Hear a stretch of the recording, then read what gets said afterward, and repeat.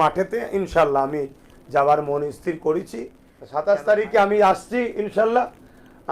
ওই এলাকা যারা কর্মী নেতৃত্ব আছে, ভালোবাসার মানুষ আছে, আপনারা সকলে খিলকাপুর মাঠে আসেন। কিছু কিছু জায়গা থেকে অনেক দিন ধরে রিকোয়েস্ট করছে, আমি তাদেরকে একটা কাজ দিয়েছিলাম, প্রতিটা গ্রাম লেভেলে তোমরা আহলে সুন্নাত ওয়াল জামাতের পক্ষ থেকে মানুষকে সজাগ করো এই ওয়াকফটা কি এবং কেন্দ্র সরকার কি করতে চাইছে।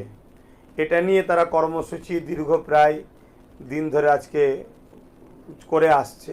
তো এই জায়গাতে তারা আজকে বারবার অনেক জায়গা থেকে মানে অনুরোধ করছে তারা আমাকে একটা মানে সশরীরে তাদের কাছে যাওয়ার জন্য। 27শে মে মঙ্গলবার খিলকাপুর মাঠেতে ইনশাল্লাহ আমি যাবার মন স্থির করেছি। কেন ভাইয়েরা অনেক রিকোয়েস্ট করছে, আরও কয়েক জায়গায় প্রোগ্রাম দিয়েছি, খুব ব্যস্ততার মধ্যে দিয়ে আমি তো রোজই অকাবলে আন্দোলন করছি, আমি যেখানে যাচ্ছি সেখানেই আন্দোলন করছি।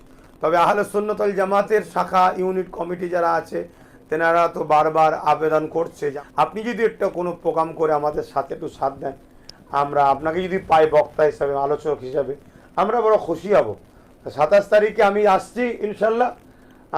ওই এলাকা যারা কর্মী নেতৃত্ব আছে, ভালোবাসার মানুষ আছে, আপনারা সকলে খিলকাপুর মাঠে আসেন।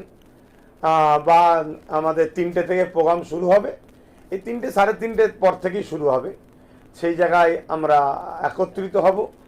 আমরা আমাদের দেশের যে গণতান্ত্রিক দেশের সংবিধানের যে রাইট এবং কেন্দ্র সরকারের যে কালা কানুন তার বাতিলের দাবিতে, যেটা সুপ্রিম কোর্টে কেস চলছে, সংবিধান আমাদেরকে রাইট দিয়েছে, আমরা গঠনতন্ত্রভাবে আলোচনা করব এবং এর প্রতিবাদ জানাবো।